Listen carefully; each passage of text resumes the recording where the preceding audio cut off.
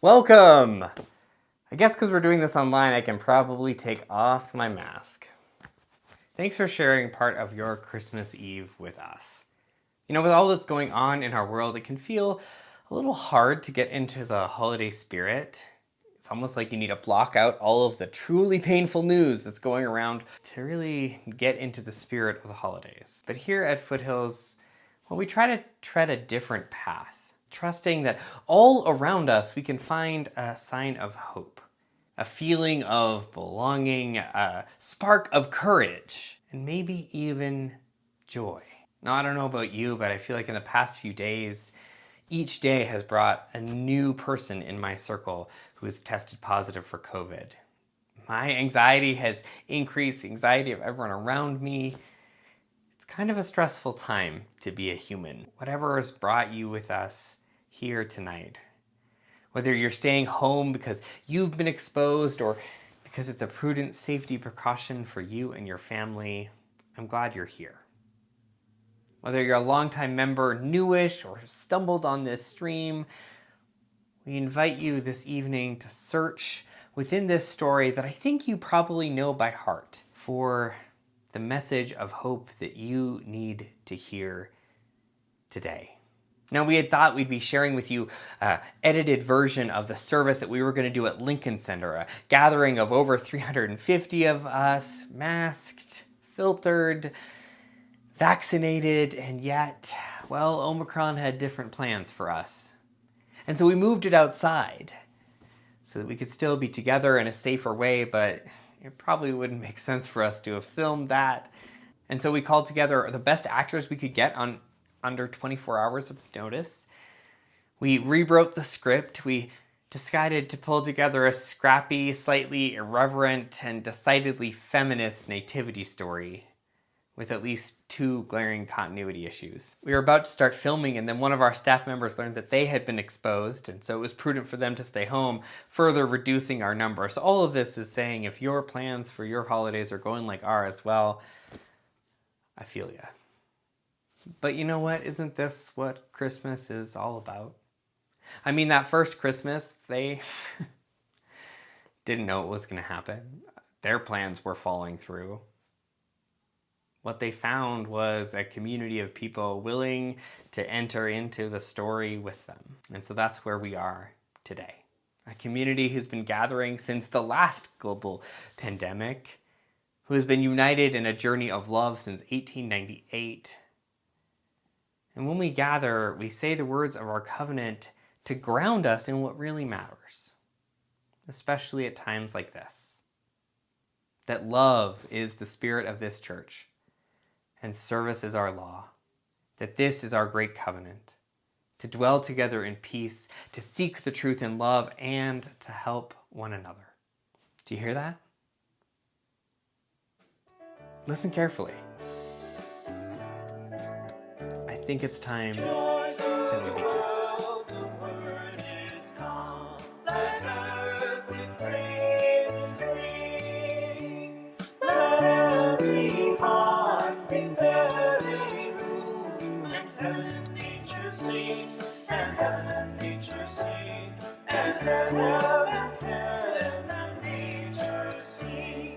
Joy to the earth, now gladness reigns. Let hearts their songs employ.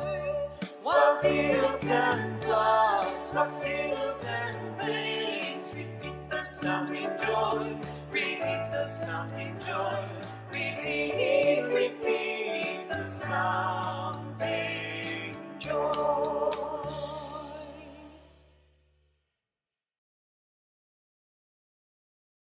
Make room in your heart for something new. Prepare for the possibility of magic and miracles, the presence of angels and camels and cows, sheep and shepherds, suddenly surrounding us and asking us to join them.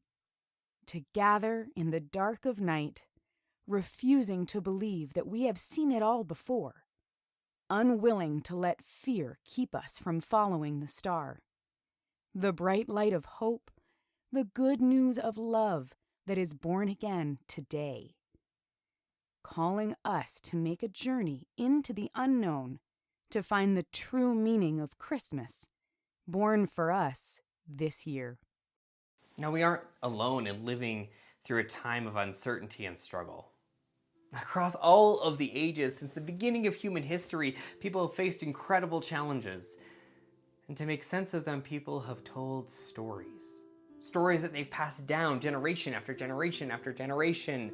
Stories to instruct, to reassure, to caution, and to care. Stories that remind us of what is most important. Stories that remind us that what we face now will not last forever. That we have more power than we might think. And that there remains, despite all of the brokenness, goodness, beauty, and joy that is worth fighting for. Now, 2,000 years ago, in a community across the globe, the people needed a story like this. For the people had been occupied and afraid for far too long. Their rulers and leaders were corrupted, looking out only for their own and for their rich friends. Even their neighbors were distrustful of each other. So much needed to change, and it felt like, well, that was never gonna happen.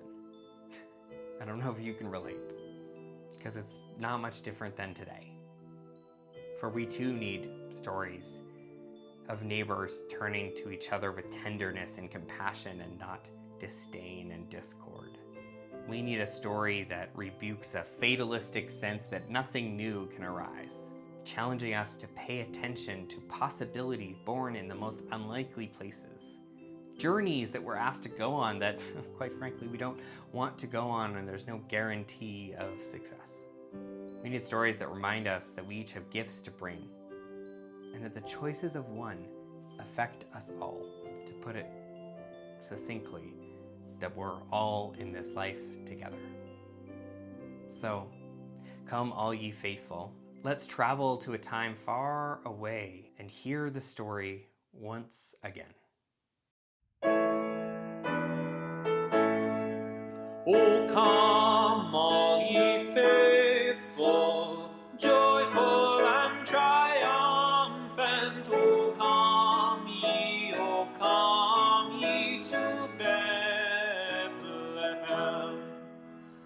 Come and behold him, born the King of angels. Venite adoremus, venite adoremus, venite adoremus Dominum. Lo, humble shepherds, hasting to his cradle, leaving their flocks in the fields, draw near. We too with gladness thither bend our footsteps. Venite adoremus, venite adoremus, venite adoremus Dominum. Sing choirs of angels, sing in exaltation. Oh, sing all ye citizens of heaven above. Glory to God, oh glory in the highest. Venite adoremus, venite adoremus, venite adoremus Dominum.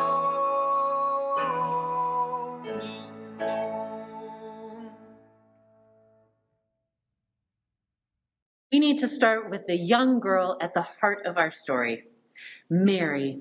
Mary was a teenager, living her regular teenage life in her small town, Nazareth. Nothing exciting ever happens in Nazareth. There are lots of people out of work, a lot of struggles and challenges everywhere. Mary has a boyfriend, Joseph, who she loves. And despite all the uncertainty around them, they both are surviving. for now. But she sees the way that greed has led the rich to get richer and for many people to suffer. Mary dreams it would be different, that the poor would no longer be seen as disposable and used as fodder in other people's wars, that the people in power actually listen. But she's just a teenager, stuck in the middle of nowhere. What difference could she make anyways? All of this is swirling in Mary's mind as she is hanging out at home, trying to prepare for her day, tidying her house a bit, scrolling TikTok, when all of a sudden something amazing, terrifying, and unexpected happens.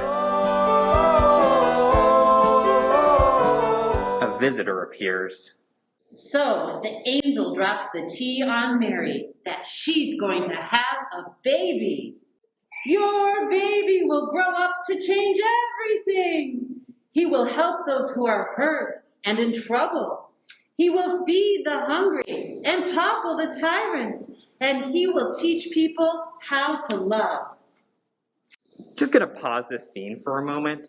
Notice how the first thing out of the angel's mouth is, "Don't be afraid." I think angels know it's something that we all need to hear sometimes, especially when we're trying to do something big for the first time. It's a good reminder that the first message from the universe is don't be afraid. Now, Mary had already been through the UU Comprehensive Sexuality Education Program, OWL. And so even though she was really confused and pretty scared, she knew she had choices. Mary, you are a powerful woman. You have everything you need. And I promise you, you won't have to do it alone. You're right. I know it's my body, my choice. And so I'm saying, yes, let's do this. And she's gonna have to tell Joseph. Are you Joseph? No.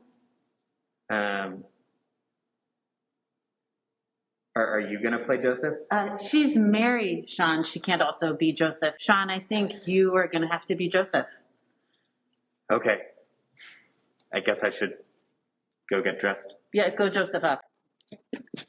Joseph is a carpenter who also lives in Nazareth, though originally he's from a bigger town called Bethlehem. Joseph also worries about what the future will bring, but he has a sense that as long as he has Mary, they can find their way through anything. So on this day, Joseph shows up at Mary's house, excited to see her and hear about her day.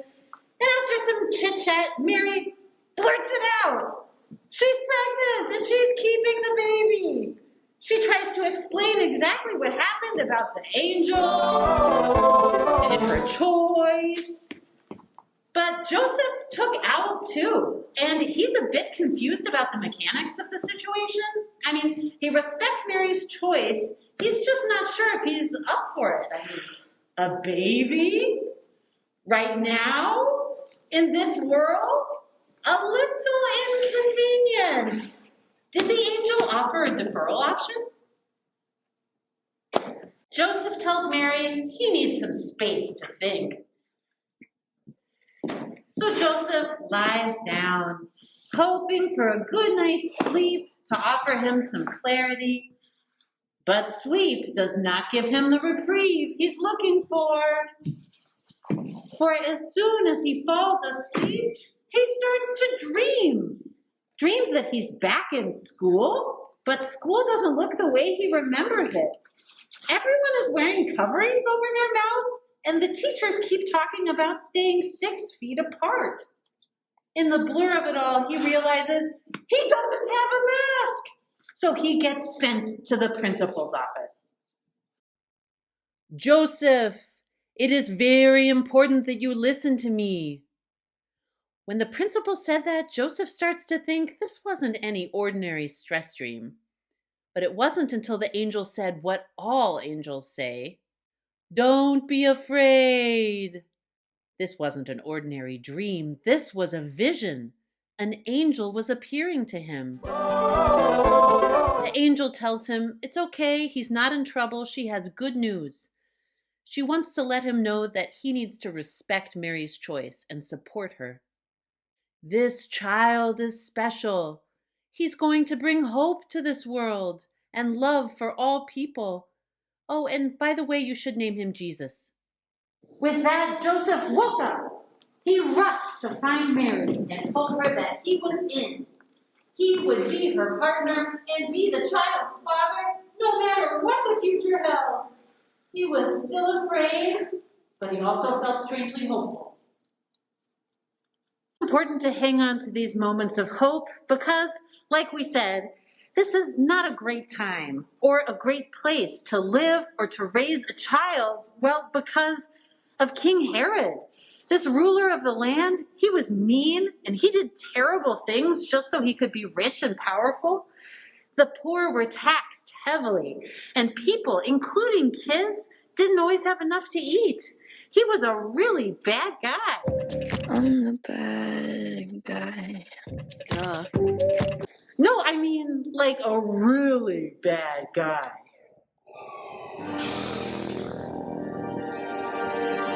That's right. Hungry for power, threatened by anyone that might possibly be more popular than he is.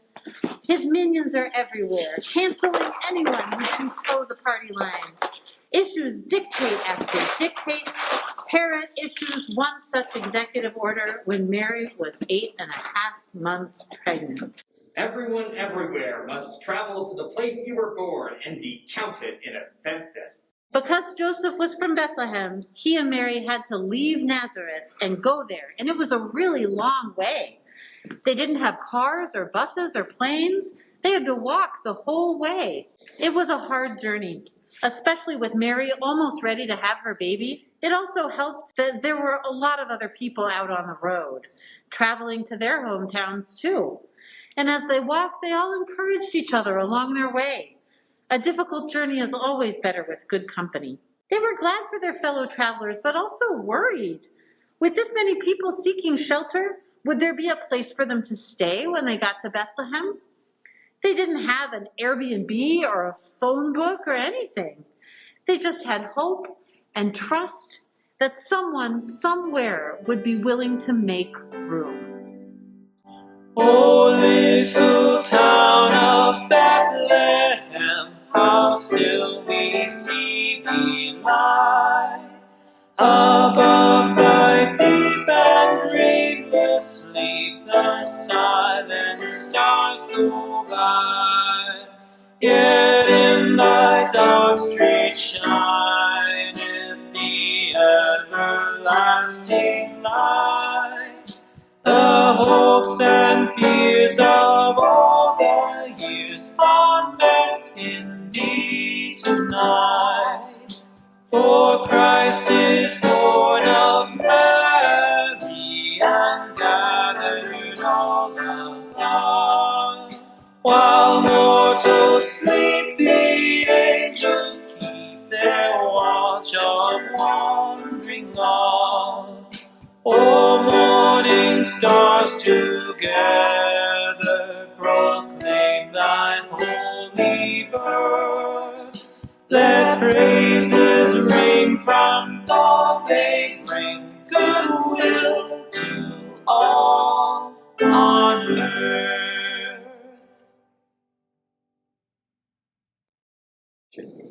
When Joseph and Mary got to Bethlehem, their worst fears were true. There was no room for them anywhere they looked. Mary and Joseph were desperate and decided to ask even those places that said they were full to see if they could squeeze in. Which is what brought them to the door of this one inn deep in the dark of night. By this point, Mary was very close to giving birth, and she and Joseph were cold and worried. And so when they went to knock at the door, they prayed and they remembered the angel. I'm sorry, but I'm full. You're gonna have to look somewhere else. But then something happened. The innkeeper saw these two young people so afraid and saw Mary clearly in labor and thought, How can I turn them away? Wait, I have some room in my stable. You can stay there.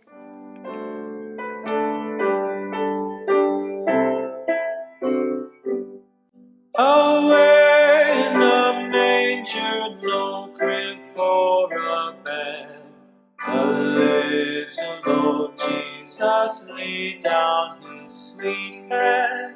The stars in the sky look down where he lay. The little Lord Jesus asleep in the hay.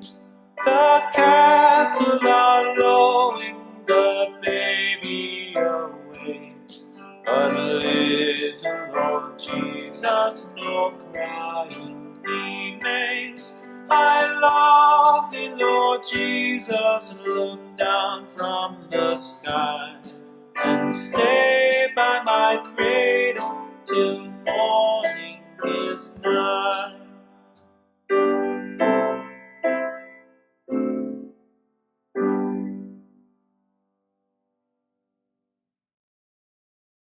So because it is a stable, of course there are animals there, such as a donkey and a sheep.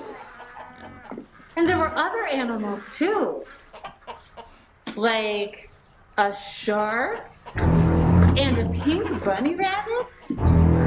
The stable had the coolest animals in it. Mary and Joseph were so grateful for the shelter and for the kindness of the innkeeper and the company of these animals. A few hours after they arrived, Mary gave birth.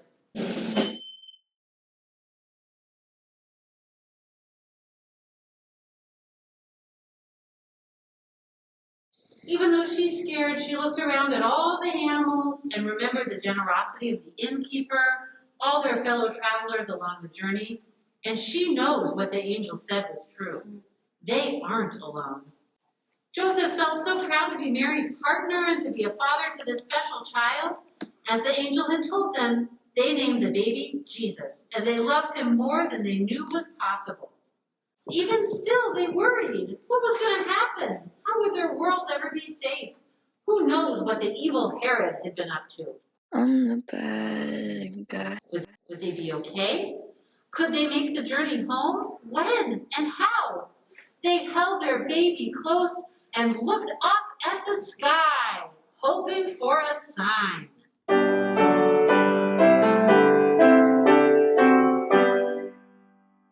Angels we have heard on high, sweetly singing o'er the plains, and the mountains in reply, echoing their joyous strains. Gloria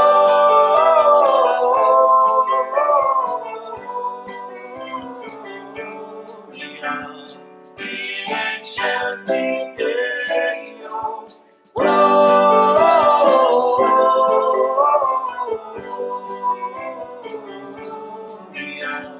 In excelsis Deo.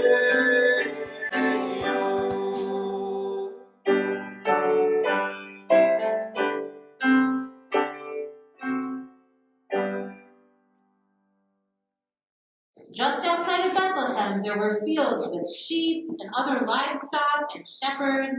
It was a regular evening, and the shepherds were just hanging out, watching for wolves and for thieves.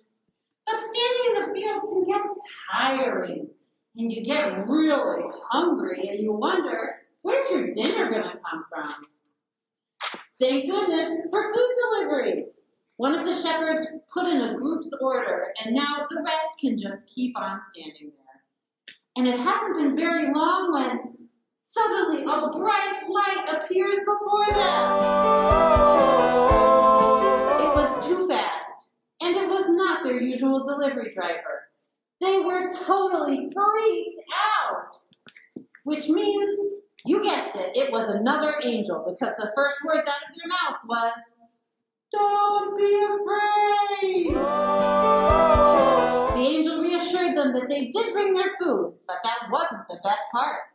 The best part was the good news about a baby being born in a manger in Bethlehem just down the road. This was a special baby whose birth would bring kindness and compassion and equality to everyone, including the shepherds. Follow the bright star in the sky. Don't worry, you can eat on your way.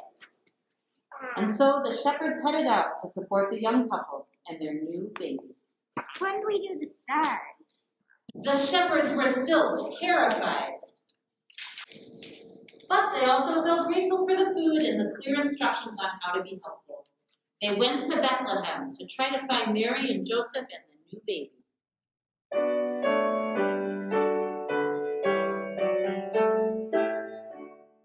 The first Noel, the angel did say, was to certain poor shepherds in fields as they lay, in fields where they lay keeping their sheep, on a cold winter's night that was so deep. Noel, Noel, Noel, Noel, born is the King of Israel.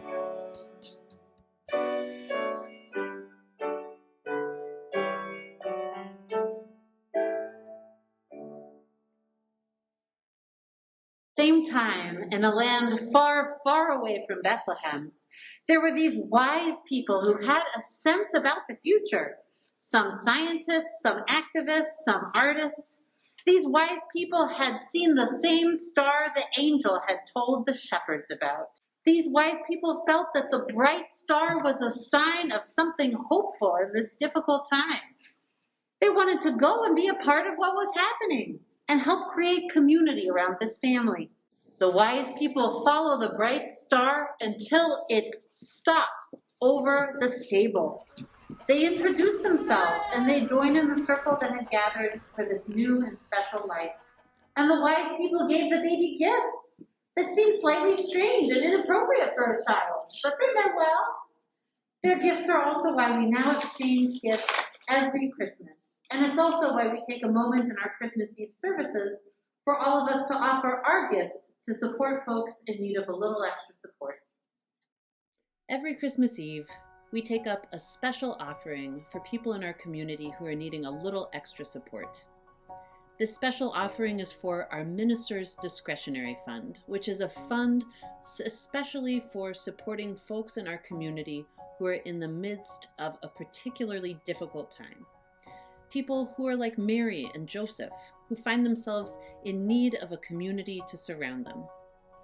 We use this fund to support people with rent, with medical bills, counseling, gas, those foundational pieces of life, of health, of stability that we all deserve, but that can very quickly become out of reach when something totally unexpected happens.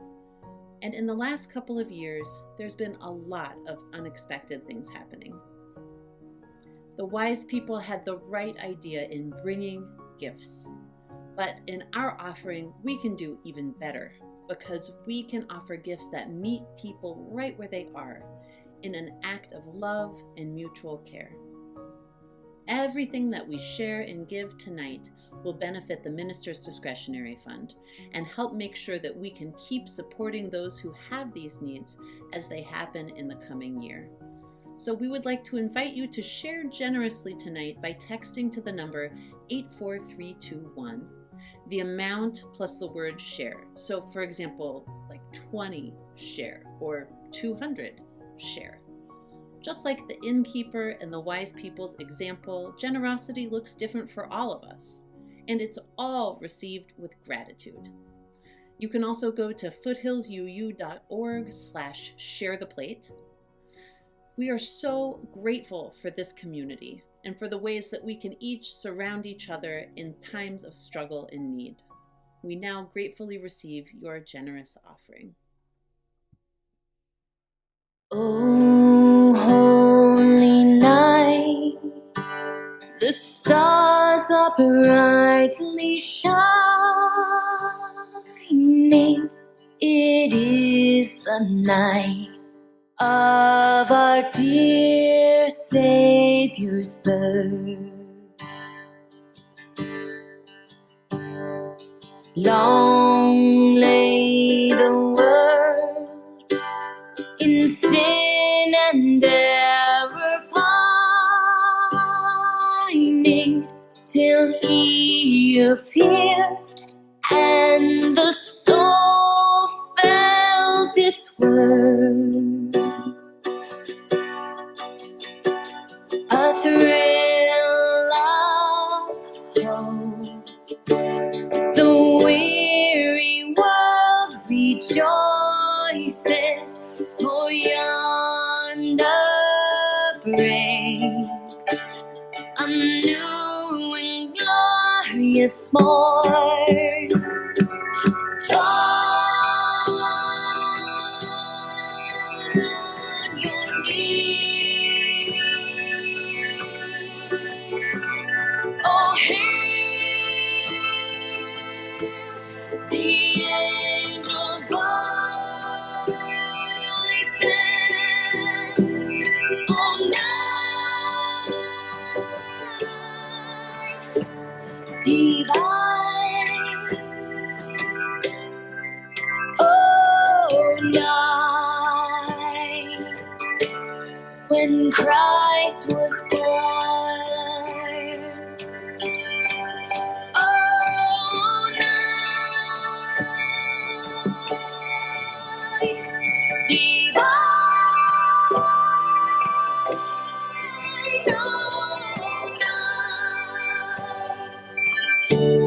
oh night divine.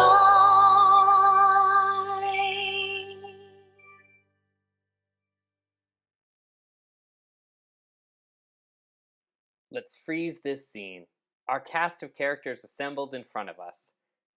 Well, I guess not everyone, because people are doubling up, but let's see what we can do about that. Let's grab the shepherds, who are now the wise people, but we're the shepherds. Let's see if we can bring them into the scene with just some Photoshop magic, a little touch up here, a little background remove there. Oh, there they are. Let's put them in the back. Perfect. All right. What a beautiful scene. Well, you know what? We're also missing kind of the innkeeper. Good news is, though, that the innkeeper is the same costume as the shepherd, just without a crook. So if we cut off half of the shepherd, we just put them in the corner. Perfect. Let's freeze this scene now. What a beautiful scene. You know what? I'm gonna be honest with you. I'm missing the shark. There we go. Let's see if, a little smaller maybe. Yep, perfect. Terrified baby. Perfect. All right. Let's freeze this scene. Okay, I know what you're gonna say. What about the angels? Let's see if we can up. Oof! Oh! Don't be afraid. Our angels are here with us. Now today this story might feel a bit unbelievable, but it doesn't have to be. For the miracle of Christmas is for each of our characters, they made room. They made room in their homes. They made room in their lives to go on a journey. They made room in their hearts for the child that wasn't theirs. They made room in their minds for the possibility of hope to break through, even when all of the evidence pointed to the contrary. We can be the ones that show up for a baby that is not our own. We can be the ones that offer shelter to those who are traveling or strangers to our land. We can be the ones that say yes to a journey of angelic proportions, to move through the fear that is normal and natural for living in times like this. We can refuse to give up on the dream of a better world. And when we do these things in community, we're not just a part of the story. We are a part of the good news that we can bring to the world. And our world so desperately needs it. The good news of justice and love and hope breaking through, where all really does mean all. The true meaning of Christmas. I hope you found a message of hope. hope in the humor, hope in the unlikely cast of characters, hope in the way that this story and song touches us over and over again.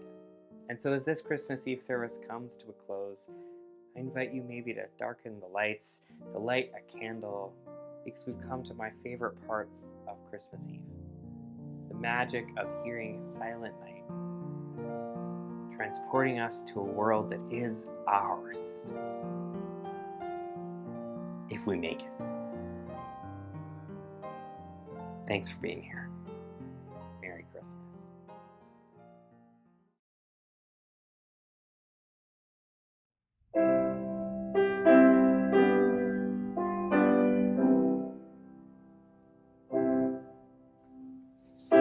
Silent night, holy night, all is calm, all is bright, round yon virgin mother and child, holy infant so tender and mild, sleep in heavenly peace, sleep in heavenly peace. Silent night, holy night, shepherds quake at the sight, glory stream from heaven afar, heavenly hosts sing Alleluia. Christ the Savior is born. Christ the Savior is born.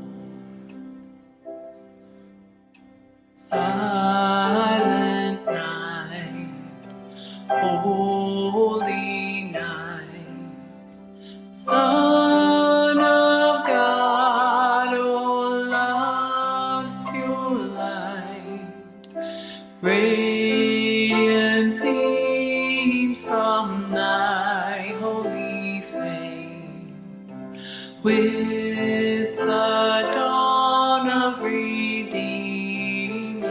grace. Jesus, Lord, at thy birth, Jesus, Lord,